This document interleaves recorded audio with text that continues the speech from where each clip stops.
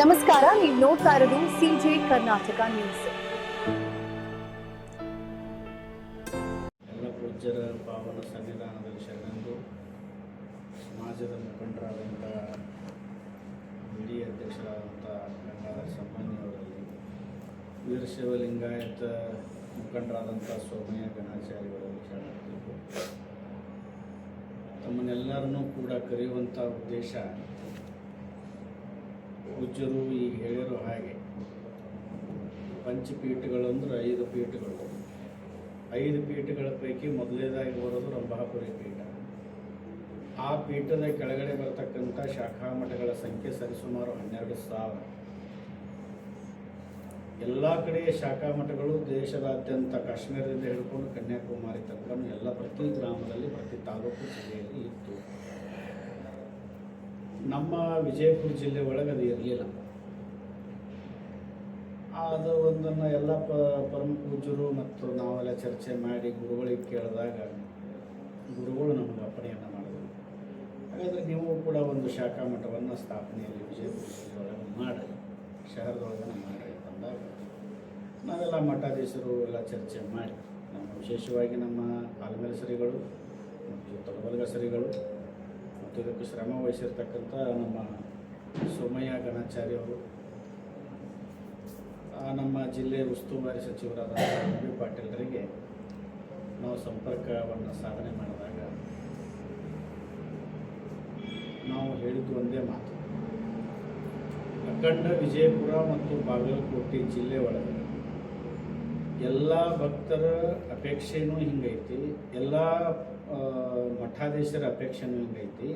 ಅದಕ್ಕೆ ನಮಗೆ ವಿಜಯಪುರ ನಗರದೊಳಗನ ನಮಗೊಂದು ವ್ಯವಸ್ಥೆ ಮಾಡಿಕೊಡ್ಬೇಕು, ಶಾಖಾ ಮಠ ಮಾಡಲಿಕ್ಕೆ ತಾವು ಮಾಡಿಕೊಡ್ಬೇಕು ಅಂತಂದಾಗ ಸ್ವಸಂತೋಷದಿಂದ, ಪ್ರಾಂಜಲವಾದ ಮನಸ್ಸಿನಿಂದ ನಮ್ಮ ಬಿ ಪಾಟೀಲ್ ಸಾಹೇಬರು ಆಯಿತು ಅಂತೇಳಿ ತಿಳ್ಕೊಂಡು ಸಂಬಂಧಪಟ್ಟಂಥ ಎಲ್ಲ ವ್ಯವಸ್ಥೆಯನ್ನು ಮಾಡಿಕೊಂಡು ಈಗ 14ನೇ ತಾರೀಕು, ಇದೇ ಮಾರ್ಚ್ ತಿಂಗಳ 14ನೇ ತಾರೀಕಿಗೆ ಎಲ್ಲ ಜನರ ಕೂಗಿಗೆ, ಎಲ್ಲ ಮಠಾಧೀಶರ ಒತ್ತಾಯಕ್ಕೆ ಪೂರಕವಾಗಿ ಆ ಕೆಲಸವನ್ನು ಅತ್ಯಂತ ಯಶಸ್ವಿಯಾಗಿ ಮಾಡಿಕೊಟ್ಟಂಥ ನಮ್ಮ ಬಿ ಪಾಟೀಲರು ಅವರೇ ಒಂದು ದಿನಾಂಕವನ್ನು ನಿಗದಿಪಡಿಸಿ, ಮತ್ತು ಜಗದ್ಗುರು ರಂಭಾಪುರಿಯ ಸನ್ನಿಧಿಯವರು ಅವರು ಕೂಡ ದಿನಾಂಕವನ್ನು ನಿಗದಿಪಡಿಸಿ ನಮಗೆಲ್ಲರಿಗೂ ಕೂಡ ಆದೇಶ ಮಾಡಿದಾಗ ಅದಕ್ಕೆ ಇದೆಲ್ಲರಿಗೂ ಕೂಡ ಗೊತ್ತಾಗಲಿ ಅನ್ನುವಂಥ ವಿಚಾರಕ್ಕೆ ತಮಗೆ ನಾವು ಪ್ರೆಸ್ ಮೀಟ್ ಅಂತ ತಾವೆಲ್ಲ ಕರೆದ್ವಿ.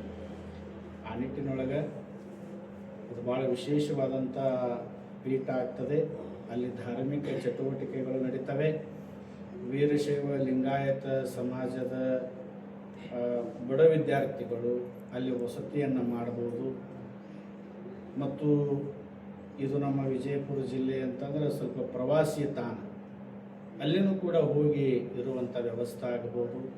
ಒಟ್ಟಾರೆ ಆ ಭವನ ಧಾರ್ಮಿಕ ಚಟುವಟಿಕೆಗಳಿಗೆ ಮೀಸಲಾಗಿರ್ತದೆ ಅನ್ನುವಂಥದ್ದು ಈ ಮೂಲಕ ತಿಳಿಸಿ, ಮತ್ತೊಮ್ಮೆ ಅದಕ್ಕೆ ಶ್ರಮ ವಹಿಸಿರ್ತಕ್ಕಂಥ, ಅದಕ್ಕೆ ನಮಗೆಲ್ಲರಿಗೂ ಕೂಡ ಹೆಮ್ಮೆಯಾಗುವಂಥ ಪೀಠವನ್ನು, ಶಾಖಾ ಮಠವನ್ನು ಇಲ್ಲಿ ಸ್ಥಾಪನೆ ಮಾಡಲಿಕ್ಕೆ ಅವಕಾಶ ಮಾಡಿಕೊಟ್ಟಂಥ ನಮ್ಮ ಬಿ ಪಾಟೀಲರಿಗೆ ವಿಜಯಪುರ ಹಾಗೂ ಬಾಗಲಕೋಟೆ ಇಡೀ ರಂಭಾಪುರಿ ಪೀಠದ ಎಲ್ಲ ಭಕ್ತರ ಪರವಾಗಿ ನಾವು ಕೃತಜ್ಞತೆಯನ್ನು ಅರ್ಪಿಸ್ತಾ ಇದ್ದೀವಿ. ಎಲ್ಲ ಪತ್ರಿಕಾ ಮಾಧ್ಯಮಗಳಿಗೆ ಸ್ವಾಗತ ಕೊಡ್ತಾ, ಇಂದಿನ ಈ ಪತ್ರಿಕಾಗೋಷ್ಠಿಯಲ್ಲಿ ಉಪಸ್ಥಿತರಿರುವಂಥ ಶ್ರೀ ಚಂದ್ರಶೇಖರ್ ಶಿವಾಚಾರ್ಯ ಮಹಾಸ್ವಾಮಿಗಳು, ಶ್ರೀ ಗುರು ಸಂಸ್ಥಾನ ಹಿರೇಮಠ ಆಲ್ಮೇಲ, ನಮ್ಮ ಆಲ್ಮೇಲ ಗುರುಜಿಯವರಿದ್ದಾರೆ, ಹಾಗೂ ಶ್ರೀ ಮುರುಗೇಂದ್ರ ಮಹಾಸ್ವಾಮಿಗಳು ವಿರಕ್ತ ಮಠ ನಂದಾಪುರ, ಹಾಗೂ ಅಭಿನವ ರಾಜೋಟಿ ಶಿವಾಚಾರ್ಯ ಮಹಾಸ್ವಾಮಿಗಳು ಹಿರೇಮಠ ತರವಲ್ಗ, ನಮ್ಮ 3 ಶ್ರೀಗಳು, ಹಾಗೂ ನಮ್ಮ ಸೋಮಯ್ಯ ಗಣಾಚಾರಿ ಲಿಂಗಾಯತ ಮುಖಂಡರಿದ್ದಾರೆ, ಹಾಗೂ ಗಂಗಾಧರ ಸಂಬಂಡಿ ನಗರ ಪ್ರಾಧಿಕಾರ ಅಧ್ಯಕ್ಷ. ಈ ಪತ್ರಿಕಾಗೋಷ್ಠಿ ಇವತ್ತು ನಮ್ಮ ಬಾಳೆಹೊನ್ನೂರು ರಂಭಾಪುರ ಜಗದ್ಗುರುಗಳ ಶಾಖಾ ಮಠ ಬಿಜಾಪುರದಲ್ಲಿ ಪ್ರಾರಂಭೋತ್ಸವದ ನಿಮಿತ್ತವಾಗಿ ಇದನ್ನು ಪತ್ರಿಕಾಗೋಷ್ಠಿ ಇವತ್ತು ಹಮ್ಮಿಕೊಳ್ಳಲಾಗಿದೆ. ಈ ಪತ್ರಿಕಾಗೋಷ್ಠಿ ನಿಮಿತ್ತವಾಗಿ ನಮ್ಮ ಆಲ್ಮೇಲ ಶ್ರೀಗಳು ತಮ್ಮನ್ನು ಉದ್ದೇಶಿಸಿ ಶ್ರೀ ಗುರುಭ್ಯೋ ನಮಃ.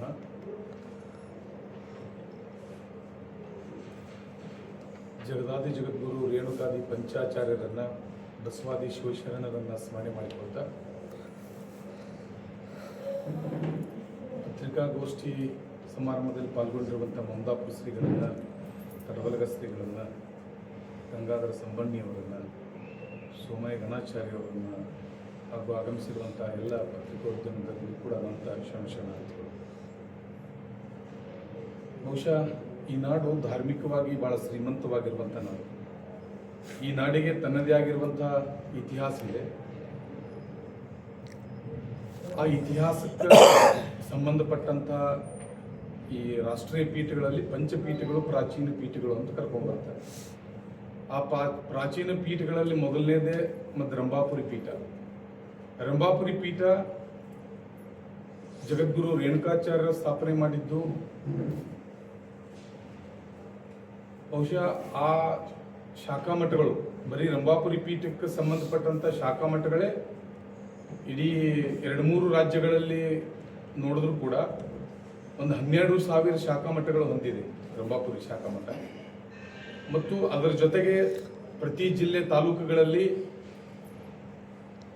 ಕೆಲವೊಂದು ಸಾಮಾಜಿಕ ಕಾರ್ಯಗಳನ್ನು ಮಾಡುವಂಥ ಸಂಸ್ಥೆಗಳನ್ನು, ಮಠಗಳನ್ನು, ಪಾಠಶಾಲೆಗಳನ್ನು ನಿರ್ಮಾಣ ಮಾಡಿ ಸಾಮಾಜಿಕವಾಗಿ ತನ್ನದೇ ಆಗಿರುವಂತಹ ಕಾರ್ಯವನ್ನು ನೀಡ್ತಾ ಬಂದಿದೆ. ಬಹುಶಃ ನಮ್ಮ ವಿಜಾಪುರ ಜಿಲ್ಲೆಗೆ ಸಂಬಂಧಪಟ್ಟ ಹಾಗೆ ಅಖಂಡ ವಿಜಾಪುರ ಜಿಲ್ಲೆ ಒಂದು ಕಾಲದೊಳಗೆ ಪಂಚಪೀಠಗಳಿಗೆ ಜಗದ್ಗುರುಗಳು 5 ಮಂದಿ ವಿಜಾಪುರ ಜಿಲ್ಲೆಯವರೇ ಆಗಿದ್ದರು. ಆದರೂ ಕೂಡ ವಿಜಾಪುರ ಜಿಲ್ಲೆಯೊಳಗೆ ಯಾವುದೇ ಪಂಚಪೀಠಗಳಿಗೆ ಸಂಬಂಧಪಟ್ಟಂಥ ಒಂದು ಏನಾದರೂ ನಿವೇಶನ ಅಥವಾ ಸಂಬಂಧಪಟ್ಟಂಥ ಶಾಖೆಗಳು ಇರಲಿಲ್ಲ. ಆದ್ರೆ ಇವತ್ತು ಬಹುಶಃ ಈ ಭಾಗದ ಜನರ ಬೇಡಿಕೆನೂ ಭಾಳ ಆಗಿತ್ತು. ಏನಾದರೂ ಒಂದು, ಯಾಕಂದ್ರೆ ಒಂದ್ಸಾರಿ 2006ರಲ್ಲಿ ಪಂಚಾಚಾರ್ಯ ವಿಮಾನೋತ್ಸವ ಅಂತ ತಿಳ್ಕೊಂಡು ಬಹಳ ದೊಡ್ಡ ಪ್ರಮಾಣದೊಳಗೆ ಇಲ್ಲಿ ಕಾರ್ಯಕ್ರಮ ಆಗಿತ್ತು 2008ರಲ್ಲಿ. ಆ ಕಾರ್ಯಕ್ರಮದ ನಂತರದೊಳಗ ಪಂಚಪೀಠಗಳಿಗೆ ಸಂಬಂಧಪಟ್ಟಂಗ ಅಥವಾ ಯಾವುದೇ ಒಂದು ಪಂಚಪೀಠಗಳಲ್ಲಿರುವಂಥ ಒಂದು ಪೀಠಕ್ಕೆ ಸಂಬಂಧಪಟ್ಟಂಥದ್ದು ಏನಾದರೂ ಒಂದು ಸಂಸ್ಥೆ ಇಲ್ಲಿ ಆಗಬೇಕು, ಒಂದು ನಿವೇಶನ ಆಗಬೇಕು ಅನ್ನೋಂಥದ್ದು ಬಹು ಜನರ ಕನಸಾಗಿತ್ತು, ಬಹು ಮಠಾಧೀಶರ ಇಚ್ಛೆನೂ ಆಗಿತ್ತು. ಆದ್ರೆ ಸಕಾಲ ಅಂತ ಅನ್ಕೊಂಡಾಗ ಈಗ ಆ ಸಂದರ್ಭ ನಮಗೆ ಕೂಡಿ ಬಂದು ಒದಗಿದೆ. ಬಹುಶಃ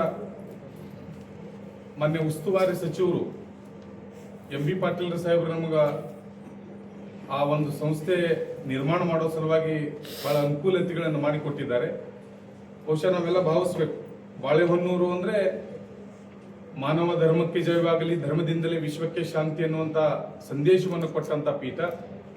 ಆ ಪೀಠ ಈ ನಮ್ಮ ಜಿಲ್ಲೆಯಲ್ಲಿ ಹಲವಾರು ಕಾರ್ಯಕ್ರಮಗಳಲ್ಲಿ ಬಂದು ಪಾಲ್ಗೊಳ್ತಾರೆ. ಆದ್ರೆ ಈ ವಿಜಾಪುರ ನಗರದಲ್ಲಿ ಒಂದೇನಾದ್ರೂ ಆ ಪೀಠಕ್ಕೆ ಒಂದು ಸಂಬಂಧಪಟ್ಟಂತ ನಿವೇಶನ ಆಗ್ಬೇಕು ಅನ್ನೋಂಥ ಉದ್ದೇಶವನ್ನು ಇಟ್ಕೊಂಡು ನಾವೆಲ್ಲ ಅದರ ಪೂರ್ವ ನಿಯೋಜಿತವಾಗಿ ಕೆಲವೊಂದು ಚರ್ಚೆ ಮಾಡಿದಾಗ ಈಗ ಅದಕ್ಕೆ ಜಾಗದ ಅನುಕೂಲತೆಗಳಾಗಿದೆ.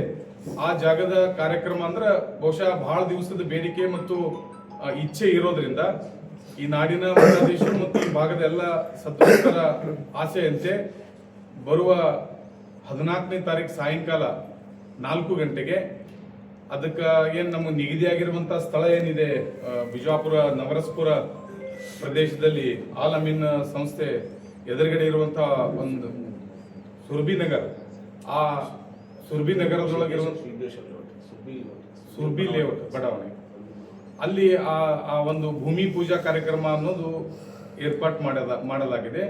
ಬಹುಶಃ ಆವತ್ತಿನ ದಿನಮಾನದೊಳಗ ನಾಡಿನ ಎಲ್ಲ ರಂಭಾಪುರಿ ಜಗದ್ಗುರುಗಳು ಸಾನ್ನಿಧ್ಯವನ್ನು ವಹಿಸಲಿದ್ದಾರೆ. ಆ ಭೂಮಿ ಪೂಜಾ ಕಾರ್ಯಕ್ರಮದ ಅಧ್ಯಕ್ಷತೆಯನ್ನು ಉಸ್ತುವಾರಿ ಸಚಿವರಾಗಿರುವಂತ ಎಂ ಬಿ ಪಾಟೀಲರು ವಹಿಸಿಕೊಳ್ಳಲಿದ್ದಾರೆ.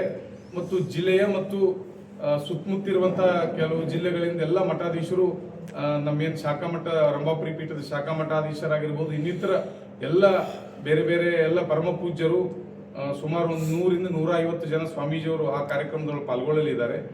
ಬಹುಶಃ ಜಿಲ್ಲೆಯ ಜನತೆ, ಬೇರೆ ಬೇರೆ ಪ್ರಾಂತ್ಯದೊಳಗಿರುವಂತಹ ಪೀಠಾಭಿಮಾನಿಗಳು ಎಲ್ಲರೂ ಕೂಡ ಆ ಕಾರ್ಯಕ್ರಮದೊಳಗೆ ಪಾಲ್ಗೊಳ್ಳಲಿದ್ದಾರೆ.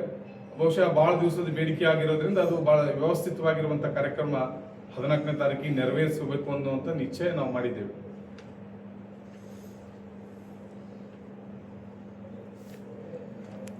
ಅಲ್ಲಿ ಈ ಭಾಗದೊಳಗೆ ಯಾರೇ ಮಠಾಧೀಶರು ಬಂದರೂ ಅವರಲ್ಲಿ ಸುಸರ್ಜಿತವಾಗಿ ಸ್ನಾನ ಪೂಜೆ ಪ್ರಸಾದ ಅನುಕೂಲ ಆಗುವಂತಹ ದೃಷ್ಟಿ ಒಂದು ಮೊದಲನೇದು. ಎರಡನೇದು ಧಾರ್ಮಿಕ ವಿಧಿವಿಧಾನಗಳನ್ನ ನಮ್ಮ ವೀರಶೈವ ಸಮುದಾಯದ ಮಕ್ಕಳಿಗೆ ತರಬೇತಿ ಕೊಡುವಂತ ಒಂದು ಪಾಠಶಾಲೆ ಮಾಡಬೇಕು ಅನ್ನುವಂಥ ಉದ್ದೇಶ ಕೂಡ ಇದೆ ಜಗದ್ಗುರು.